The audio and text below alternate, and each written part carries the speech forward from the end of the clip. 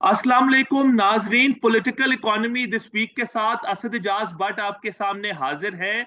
नाजरीन, हर हफ्ते की तरह हम आपके सामने आ रहे हैं एक इंटरेस्टिंग गेस्ट को लेके और कोशिश करेंगे कि बहस को हम पाकिस्तान के हालात हाजरा के साथ थोड़ा बहुत एकेडमिक भी बना सकें। इसी हवाले से आज हमने दावत दी है डॉक्टर तैमूर रहमान को। हर हफ्ते मैं अपने गेस्ट का तारुफ तो कराता हूं, पर आज मेरी पहली एपिसोड है जिसमें मैं तारुफ नहीं कराऊंगा, क्योंकि आप सब जानते हैं कि डॉक्टर तैमूर रहमान कौन है, वो क्या काम करते हैं। मैं एक एनेक्डोट से स्टार्ट करूंगा कि एक यूनिवर्सिटी में जहां मैं एक गेस्ट लेक्चर के लिए आज से कुछ दिन पहले गया, तो वहां मैंने कुछ बच्चे जो इकोनॉमिक्स पढ़ना चाहते थे या कुछ बच्चे जो इकोनॉमिक्स पढ़ रहे थे, उनसे मैंने पूछा कि आप लोग इकोनॉमिस्ट तो हैं, पर अक्सर पाकिस्तान में जो लोग इकोनॉमिक्स के डिसिप्लिन के साथ इन्वॉल्व हैं, उन्हें पाकिस्तान में इकोनॉमिक्स के बारे में कुछ नहीं पता। वो महबूबुल हक को नहीं जानते या पाकिस्तान के मशहूर इकोनॉमिस्ट को नहीं जानते। तो मैंने बच्चों को कहा कि 3 नाम दें पाकिस्तान में इकोनॉमिस्ट्स के। तो उन्होंने जो पहला नाम दिया, और गालिबन शायद आखिरी नाम भी वही था, वो डॉक्टर तैमूर रहमान का था। तो वाह। सर से ये पूछते हैं कि वो इतने मशहूर कैसे हुए, और इसी सवाल से स्टार्ट करते हैं। जी सर, आपको लगता है कि आपके मेरा आइडियाज ख्याल बहुत मेन स्ट्रीम हैं, या क्या ऐसा हुआ that people people really love the work that you do? That's very kind. ये लोगों की मेहरबानी है। आई थिंक इसका कोई मेरी सलाहियत या जहनियत या यूनिक सोल्यूशन से ताल्लुक नहीं है। मैं समझता हूँ मेरे से बहुत बेहतर इकोनॉमिस्ट भी मौजूद हैं, और मैं खुद जाती तौर पे अकबर जैदी साहब के काम से बहुत मुतासिर हूँ। कैसर बंगाली साहब का काम बहुत अच्छा है, जाज नबी साहब का काम बहुत अच्छा है। तो अपना क्या नाम है, हुसैन साहब का जो बीकन हाउस नेशनल यूनिवर्सिटी में है, उनका काम बहुत अच्छा है, अकमल हुसैन साहब। तो इस तरह के बहुत सारे इकोनॉमिस्ट हैं बाएं बाजू के, लेफ्ट विंग, जिन्होंने मेरे ख्याल है बहुत अच्छा काम किया, मगर उन्होंने सारा काम जो है वो तहरीरी किया है। और मैंने कोई काम तहरीरी नहीं किया। मैंने जो काम किया है वो पब्लिक एजुकेशन के पॉइंट ऑफ व्यू से सोशल मीडिया को इस्तेमाल करते हुए किया है। इसलिए शायद जो ये जनरेशन है जो अब पढ़ रही है, इकोनॉमिक्स पढ़ रही है, वो मेरे नाम से सिर्फ मीडिया की वजह से वाकिफ हैं। अदरवाइज कोई खास, मेरा ख्याल है मैंने कोई ग्राउंड ब्रेकिंग नई थियरी इंट्रोड्यूस नहीं कराई। जो ब्रॉडली बाएं बाजू के क्रिटिक और ख्यालात रहे हैं पाकिस्तान की मईशत के एतबार से, उन्हीं को मैंने कुछ डिफरेंट अल्फाजों में कुछ आगे पीछे करके पेश करने की कोशिश की है। डॉक्टर साहब, बाएं बाजू की आपने बात की, मैं उसी तरफ आना चाहता था फॉर माय नेक्स्ट क्वेश्चन। पहले तो पाकिस्तान में मैं जानता हूं आपने इस सब्जेक्ट के ऊपर कुछ वीडियोस भी की हैं, पर अगर आप हमारा जो कॉन्टेक्स्ट है, यानी एक साउथ एशियन कॉन्टेक्स्ट में, अगर आप ये एक्सप्लेन कर सके कि कम्युनिज्म और सोशलिज्म के अंदर क्या फर्क है। क्योंकि मैंने बहुत जगह लोगों को देखा ये बात करते हुए कि वो कहते हैं कि इस्लामिक सोशलिज्म था जुल्फकार अली भुट्टो का, रशिया में जो हो रहा था उसको हम कम्युनिज्म कहते हैं, communism is absolute equality, socialism ये है कि जो जितना काम करता है उसको उतना मिलना चाहिए। तो ये अगर आप एक दो लाइंस में बता सके कि बुनियादी फर्क क्या है, ये यानी स्टूडेंट्स के लिए भी स्पेशली। देखिए जी, सोशल साइंस में प्रॉब्लम ये होती है कि जब आप एक फ्रेमवर्क में होते हैं तो वही टर्म्स जो हैं उनके मुख्तलिफ मायने होते हैं, दूसरे फ्रेमवर्क में होते हैं तो उन्हीं टर्म्स के मुख्तलिफ मायने हैं। जी। तो जनरली स्पीकिंग जो लिबरल फ्रेमवर्क है उसके अंदर सोशलिज्म के मायने ये लिए जाते हैं कि एक ऐसी पॉलिसी, एक ऐसा डॉक्ट्रिन जिसके अंदर आप जो है वो कलेक्टिव या social ownership of the means of production करें, यानी मुआशी मसाइल, इकोनॉमिक रिसोर्सेज जो है वो सोसाइटी कॉमनली कंट्रोल करे। मगर इसका जो जरिया अक्सर और बेशतर बताया जाता है वो यही है कि पार्लियामेंट्री पॉलिटिक्स की जाए और पार्लियामेंट में आके जो है वो तब्दीली की जाए। जबकि लिबरल्स के पॉइंट ऑफ व्यू में कम्युनिज्म की सियासत वो है जो कि इसको तोड़ के, यानी कि इस पूरे निज़ाम को, कैपिटलिस्ट सिस्टम को, स्टेट सिस्टम को तोड़ के एक इनकलाब के जरिए कोई नई चीज़ बर्पा करे, और उसको वो अक्सर कम्युनिज्म कह देते हैं। मगर एक मार्क्सिस्ट फ्रेमवर्क के अंदर जो मैं समझता हूँ इस क्वेश्चन को ज़्यादा साइंटिफिकली देखता है, और जिस फ्रेमवर्क को मैं एक्सेप्ट भी करता हूँ और मैं समझता हूँ कि that is a better and clear understanding of the difference between the two, वो ये है कि कैपिटलिज्म के फौरी बाद जो मरहला है वो सोशलिज्म का मरहला है। चाहे वो मरहला इनकलाब के जरिए हो या इस्लाहात के जरिए हो, सरमायादारी पोस्ट कैपिटलिस्ट सोसाइटी जो फौरी तौर पे पैदा हो सकती है वो सोशलिज्म ही हो सकती है। और उसकी खासियत ये है कि उसके अंदर एक रियासत भी कायम होती है, उसके अंदर एक डिवीजन ऑफ लेबर भी कायम होती है, उसके अंदर जिसको हम बूर्जुआ राइट कहते हैं इकोनॉमिक्स में, वो भी कायम होती है, जिससे हमारी मुराद ये होती है कि लोग जितना काम करेंगे और जिस सलाहियत के हिसाब से काम करेंगे उतने ही उनको पैसे मिलेंगे। और फिर वो जो स्टेज है सोशलिज्म का, वो एक लंबा अरसा समझ चलता है, जब तक कि रियासत का सियासी किरदार खत्म ना हो जाए। क्योंकि रियासत जो बजाते खुद उसके बारे में ये कहते हैं कि ये तबकात के तजादात के नतीजे में पैदा होती है। द इररेकंसाइलेबल कॉन्ट्रडिक्शन बिटवीन क्लासेस से ये पैदा होती है।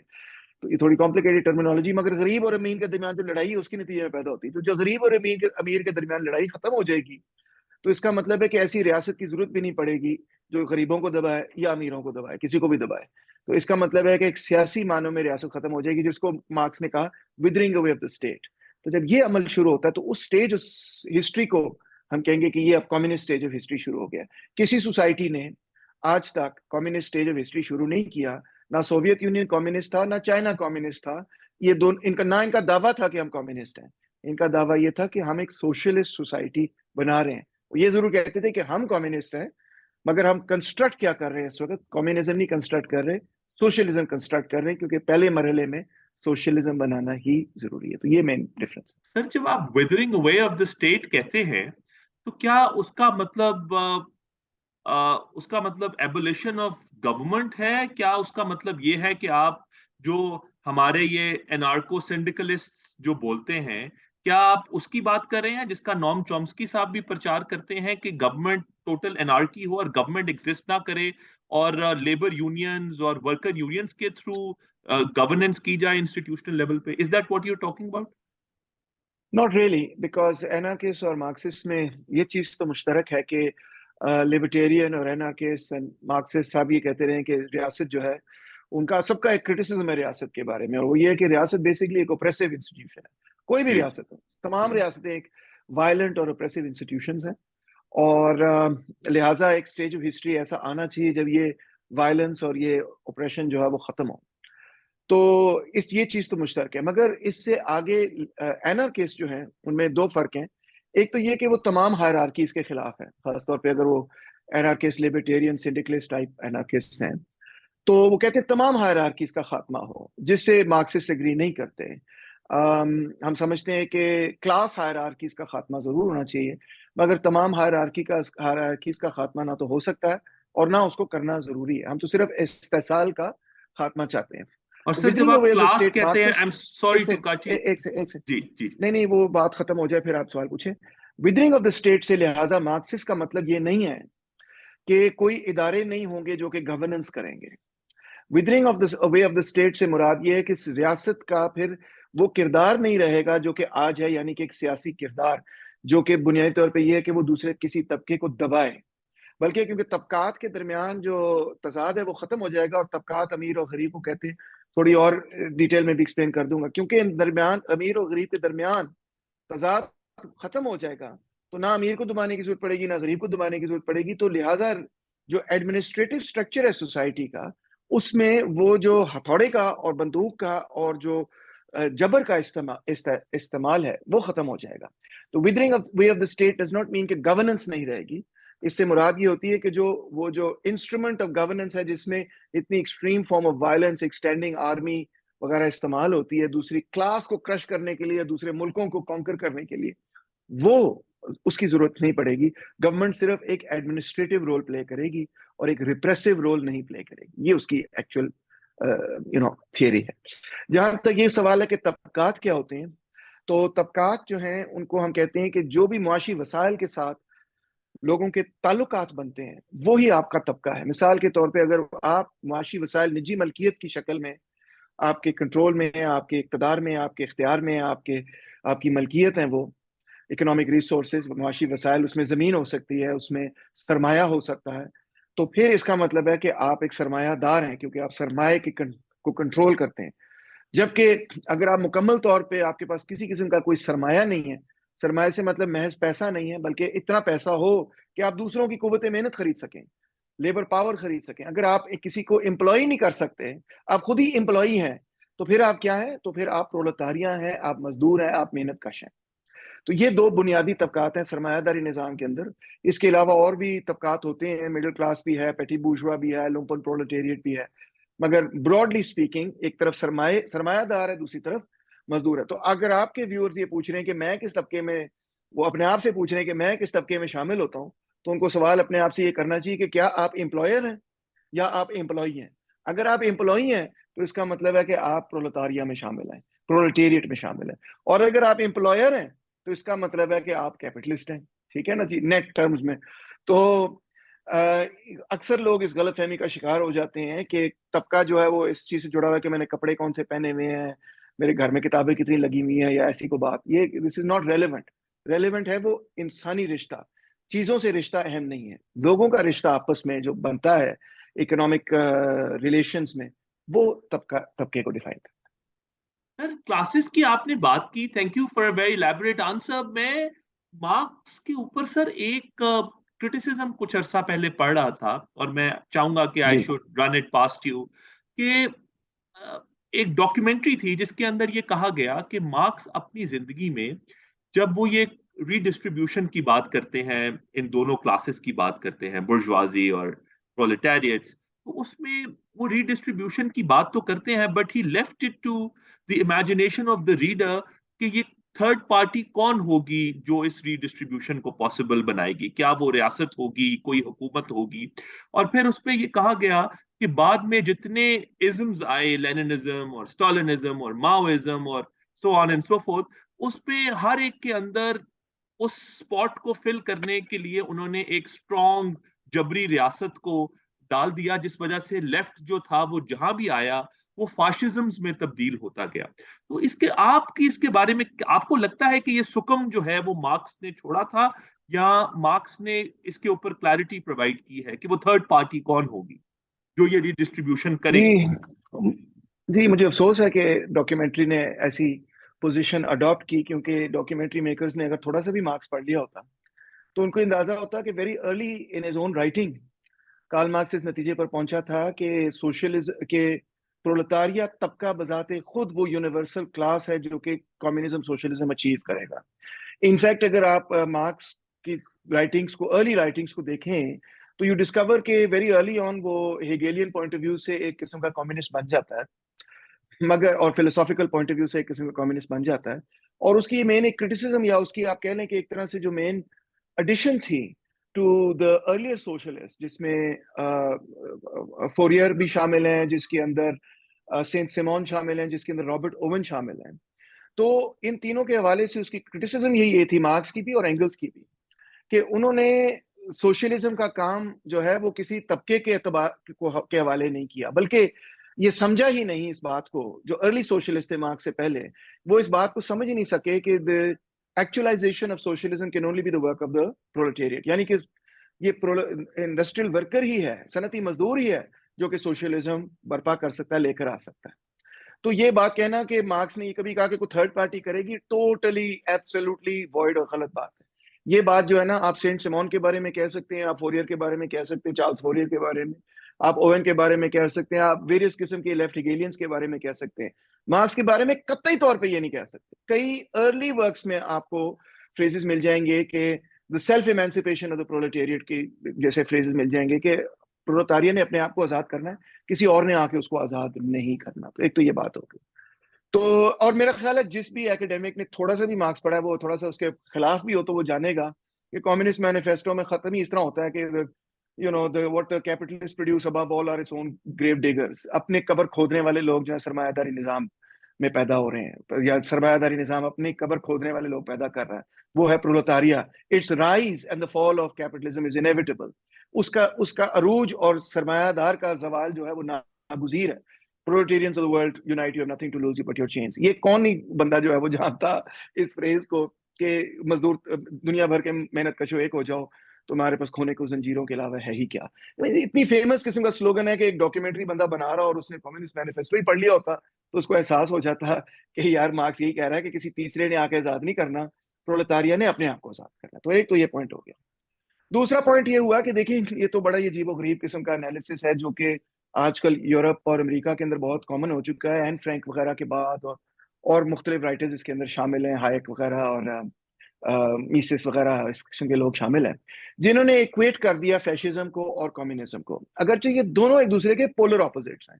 बल्कि ना सिर्फ पोलर ऑपोजिट्स हैं, 1917 के अंदर जब बोल्शेविक रेवोल्यूशन हुआ तो आप जानते हैं कि तमाम यूरोपियन पावर्स उसके खिलाफ इकट्ठी हो गई। 11 मुल्कों ने 18 फौजें भेजी उस रेवोल्यूशन को क्रश करने में। 10 मिलियन बंदा मार दिया वहां पे, कोई मजाक तो नहीं है। जेनोसाइड की उन्होंने वहां पे लोगों को इतने बड़े पैमाने पर कत्लेआम किया लोगों का। And still the Soviet Union survived although on the verge of starvation, and starvation हो रही थी, फेमिन्स हो रही थी during the civil war and so on. यही कुछ उन्होंने फ्रेंच रेवोल्यूशन के वक्त भी किया था। आपको याद होगा कि कमिटी फॉर वो बनी ऑर्डर एंड डिसिप्लिन, जो सेंट सिमोन और सेंट जस्ट वगैरह ने लीड की। उस वक्त भी ये कहते थे कि फ्रेंच रेवोल्यूशन देखें जी, टेररिस्ट हो गया, ये हो गया, वो हो गया। याद है ना वो सारा प्रोपेगेंडा? वहां पे भी ये जो रॉयलिस्ट थे वो किया करते थे। इससे पहले आपको पता ही होगा कि जब 1648 में क्रोमवेलियन रेवोल्यूशन हुआ तो रॉयलिस्ट का क्या उस पे और चर्च का क्या उस पे था point of view, Tudor renaissance पे और सारी चीज पे। तो ये तो सियासत में चलता ही है। मगर फैशिज्म क्या है, लोग इसको अक्सर जो है ना गुडमुड कर जाते हैं, गोलमोल कर जाते हैं। फैशिज्म जब 1917 के अंदर रेवोल्यूशन हुआ और उसके बाद यूरोपियन पावर्स ने उसको क्रश करने की कोशिश की और वो क्रश नहीं हुआ, और उसके बाद यूरोप के अंदर कई इनकलाब हुए, पोलैंड के अंदर और जर्मनी के अंदर, बेलाकोन वगैरह, हंगरी, तो उसको उसको वहां की रियासतों ने क्रश कर दिया। उसके थोड़ी देर बाद आप देखें कि फैशिज्म दोनों उन मुल्कों के अंदर भी उभरा जो कि ट्रीटी ऑफ वर्साइल्स और फर्स्ट वर्ल्ड वॉर में हारे थे, जिसमें जर्मनी वगैरह थे, और उन मुल्कों में भी उभरा जिन मुल्कों के जो मुल्क फर्स्ट वर्ल्ड वॉर में जीते थे। और फैशिज्म एक पूरे यूरोप वाइड फिनोमेना था, और उसने देखते देखते अपने पूरे यूरोप को अपनी लपेट में ले लिया, महासवाय इंग्लैंड के जो बाहर आ, फ्रांस कॉन्कर हो चुका, स्वीडन प्रिटेंड करता था कि हम न्यूट्रल हैं, बट एक्चुअली सारा ट्रेड जर्मनी से करता था। स्विट्जरलैंड भी कहता था हम न्यूट्रल हैं, बट एक्चुअली सब जानते हैं कि उन्होंने भी कहा था ठीक है जी, हम आपको रेजिस्टेंस नहीं करेंगे, आपके जो कहेंगे वैसे करेंगे। तो fascism had swept over the entire, क्या कहना चाहिए, ऑल ऑफ यूरोप। और इसके पीछे वजह क्या थी? माइंड काम्फ मैंने अभी पिछले रोज ही खत्म की है, और वो पढ़ने वाली किताब है ताकि आपको समझ आए कि फैशिज्म है क्या। क्योंकि उसमें हिटलर एक्सप्लेन करता है बड़ा क्लियरली कि मैं क्या चाह रहा हूं, मैं क्या हूं, मैं क्या नहीं हूं। और अगर उसने कहीं पे ये लिखा हो कि मैं को बोल्शेविक हूं, मैं को मार्क्सिस्ट हूं, मैं को सोशलिस्ट हूं, तो ये मेरी नाक काट दें, आप मेरी हाथ काट दें, जो मर्जी करें। In fact he makes the exact opposite case. वो ये कहता है कि मैं जर्मन एम्पायर को रिवाइव करना चाहता हूँ। इस जर्मन एम्पायर के रिवाइवल में जो सबसे बड़ा मसला है वो है यहाँ की सोशल डेमोक्रेटिक पार्टी, यानी यहाँ की मार्क्सिस्ट मूवमेंट। और ये जो मार्क्सिस्ट मूवमेंट है ये एक जूइश बोल्शेविक कंस्पिरेसी है हमारे खिलाफ, इसलिए हमने यहूदियों को भी हटा देना है, और उसी के नतीजे में बोल्शेविज्म भी हट जाएगा, और ये पैसिविज्म भी हट जाएगा, और ये सारी जो खराबियां ये हट जाएंगी। तो फैशिज्म और या नाटसीज्म, दोनों अगर आप उनको मिला के देखें तो एक्चुअली बोल्शेविक रेवोल्यूशन और बोल्शेविज्म को क्रश करने के लिए यूरोपियन बुर्जुआजी का रिएक्शन था। तो देखिए, एक तरफ लेबर की मूवमेंट थी, सोवियत यूनियन उसको सपोर्ट कर रहा है, दूसरी तरफ सरमायादारों की मूवमेंट थी जो कह रहे थे कि हमने अब बुर्जुआ लीगैलिटी को दूर करते हुए, स्टेट ऑफ इमरजेंसी लगाते हुए, पार्लियामेंट को खत्म करते हुए, राइक्सटैग को खत्म करते हुए, हमने तमाम वो जो बुर्जुआ डेमोक्रेटिक राइट्स दिए हुए वर्कर्स को, वोट के और इसके और उसके और फ्लैट बैन, ये सारे रिवर्स करने, जो आपको पता है चार्टिस्ट मूवमेंट से लेकर 1919 तक मजदूरों ने लड़ लड़ के जीते थे। उन्होंने कहा ये सब दफा हो जाए और अब हम नंगी आमरियत कायम करेंगे। किसके खिलाफ? मजदूरों के खिलाफ, मेहनत कशों के खिलाफ। तो ये था असल में फैशिज्म। और सोवियत यूनियन बिल्कुल उलट इसके खड़ा था। वो तो स्पेनिश रिपब्लिक को सपोर्ट कर रहा था। सब जानते हैं कि फ्रांको और स्पेनिश रिपब्लिक में क्या लड़ाई हो रही थी। वो ये कह रहा था कि हिटलर कमबख्त एक रेसिस्ट और जेनोसाइडल मेनियक है, एक डिक्टेटर है, उसके खिलाफ हमें मोबिलाइज करना है, लड़ना है, वगैरह वगैरह। पूरी आलमी तौर पे कम्युनिस्ट जो तहरीक थी ऑल ओवर द वर्ल्ड, उसने मतलब है कि मिलकर फैशिज्म और नाजीज्म को डिफीट किया, और इसका मेजर क्रेडिट भी उनको जाता है। आज तारीखी एतबार से उन दोनों को इक्वेट कर देना, तो मैं समझता हूँ इतनी बड़ी मतलब है कि जहालत है कि मैं क्या कहूँ, जिसने खत्म किया फैशिज्म को उसी पे इल्जाम लगा दो कि तुम फैशिस्ट हो।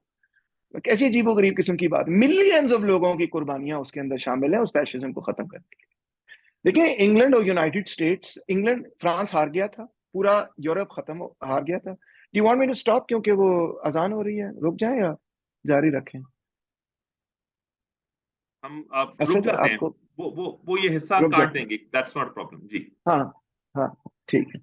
क्योंकि वो ऑडियो भी खराब होता है, फिर लोग भी कहते हैं कि लो जी अजान हो रही थी दूसरी गाल कर रही थी। तो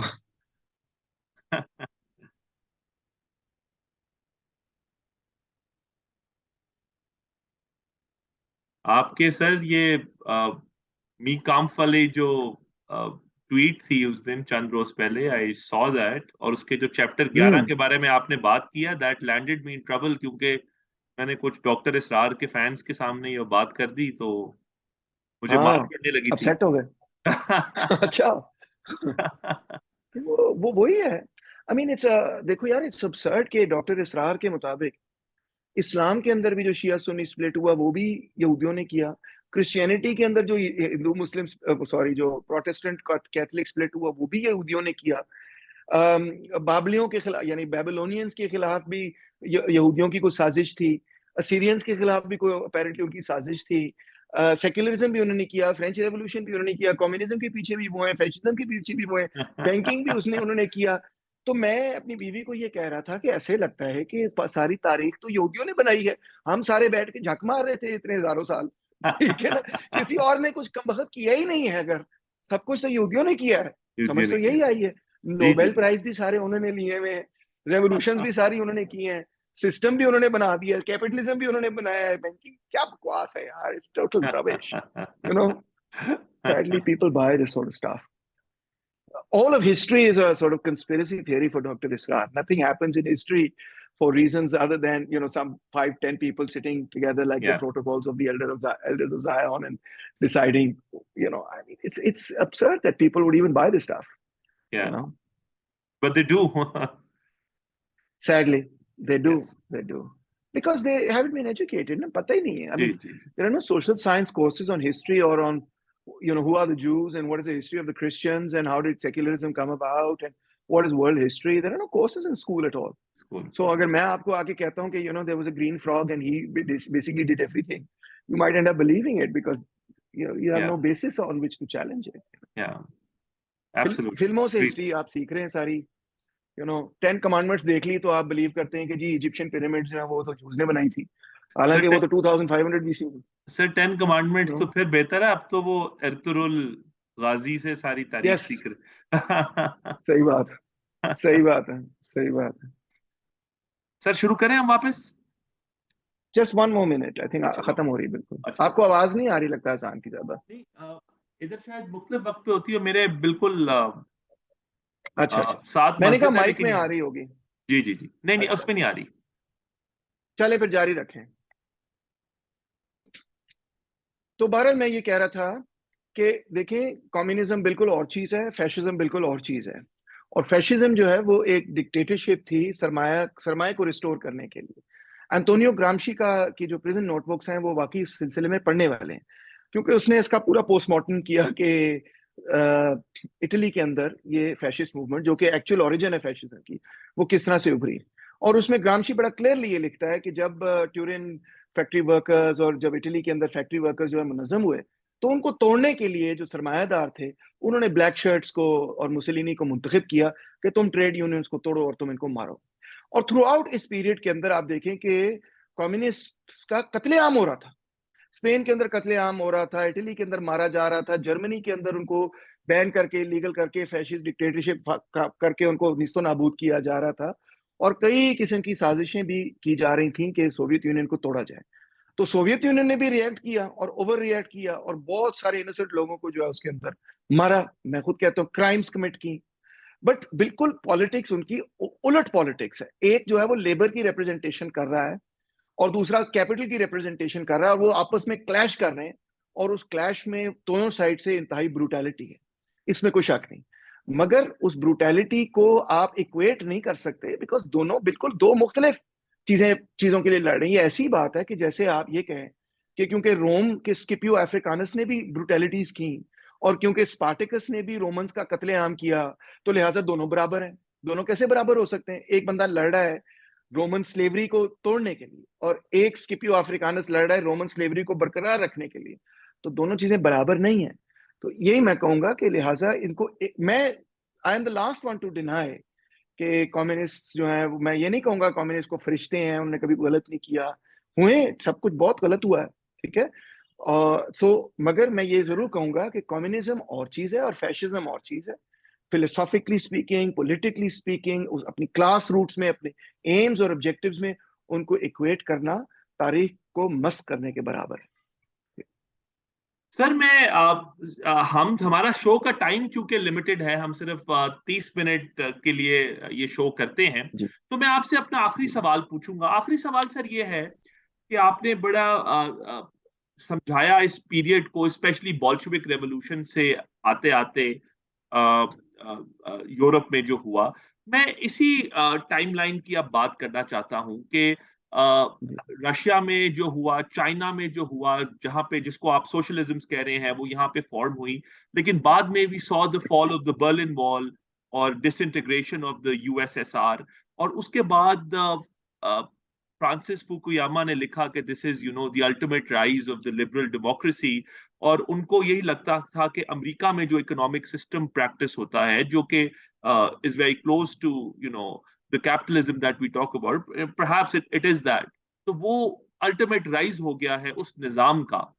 तो आपको ये लगता, और इस पे इसके बाद फिर एक इल्जाम लगना शुरू हुआ कि शायद ये जो सोशलिज्म या मार्क्सिज्म है वो प्रैक्टिकली पॉसिबल नहीं है, उसकी प्रैग्मेटिक अपील नहीं है, जिसपे बहुत सारे मार्क्सिस्ट ने ये कहा कि शायद वन कंट्री कम्युनिज्म जो है वो मुमकिन नहीं है या वो फीजिबल नहीं है। और अगर आपके नेबरहुड में बाकी ममालिक में भी सेम निज़ाम नहीं है तो वो नहीं चल सकता। और पाकिस्तान में भी बहुत मार्क्सिस्ट और सोशलिस्ट इस स्कूल ऑफ थॉट से उनका ताल्लुक है। तो इसके बारे में आप क्या जी। कहते हैं कि क्या ये प्रैक्टिकली पॉसिबल है और क्या वन कंट्री कम्युनिज्म हो सकता है? जी सर। 4 सवाल आपने एक सवाल कह के पूछ लिए हैं, मगर चारों का जल्दी जल्दी जवाब दूंगा। देखें जी, इसमें कोई शक नहीं कि सोशलिज्म को डिफीट हुई,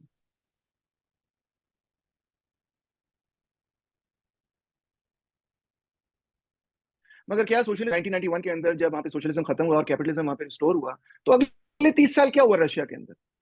क्या अगर सरमायादारी निजाम ने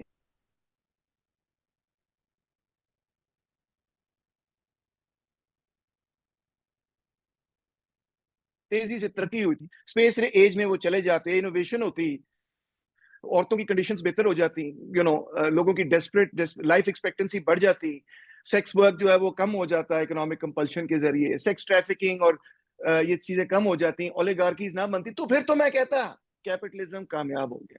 मैं कहता कैपिटलिज्म जो है ना, उसने रशियन लोगों को बेहतर जिंदगी दी है, तो लिहाजा वो बेहतर।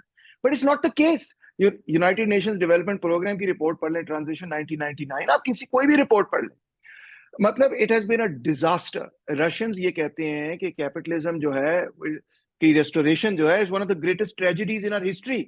आप इसमें बहुत सारे मुख्तलिफ ऑथर्स को भी पढ़ सकते हैं जो कहते हैं कि जो कैपिटलिज्म ने, जोसेफ स्टिग्लिट्स को पढ़ लें, वर्ल्ड बैंक के जो चीफ इकोनॉमिस्ट रहे हैं, वो कहते हैं कैपिटलिज्म ने जो किया है रशिया के साथ, इट इज एब्सोल्युटली हॉरिफिक, लोगों की जिंदगी बर्बाद कर दी है।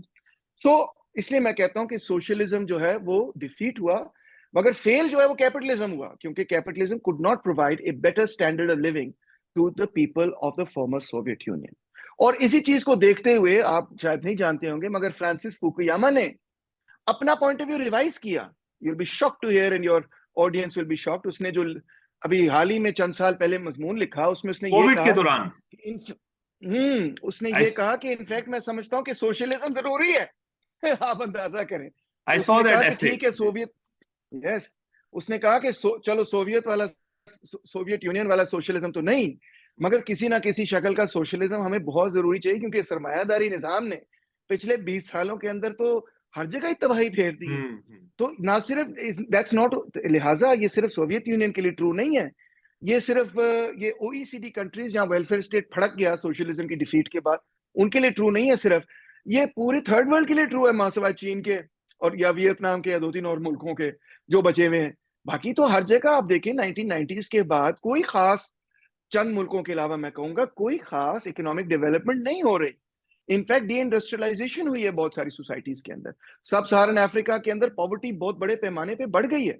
और सवाए चीन के मैं इसलिए कह रहा हूं क्योंकि only China is responsible for something like 2/3 to 3/4 of poverty reduction in the world in the last 20-30 years। तो चाइना को आप निकाल दें तो ग्लोबल पॉवर्टी जो है वो नीचे नहीं, वो ऊपर जा रही है बल्कि। It's such a big outlier. तो इसके लिए मैं ये कह रहा हूं कि ये बात दुरुस्त नहीं है। अच्छा, अगली बात, प्रैक्टिकल या पॉसिबल है कि नहीं? मेरा ख्याल है कि देखें, कोई डॉगमेटिज्म का शिकार होने की जरूरत नहीं है हम कम्युनिस्टों को या लेफ्ट के लोगों को। मैं समझता हूं कि देखें, वियतनाम जो है उसने अब सर्वाइव करना था, उसने थोड़ा बहुत कैपिटलिज्म को भी इस्तेमाल किया, थोड़ा बहुत सोशलिज्म को भी इस्तेमाल किया, मिक्स एंड मैच करके चलाया। कैपिटलिज्म ने अपने आप को बचाने के लिए थोड़ा बहुत सोशलिज्म को भी अडॉप्ट किया, थोड़ा बहुत कैपिटलिज्म को भी अडॉप्ट किया, और आगे बढ़ गए वो।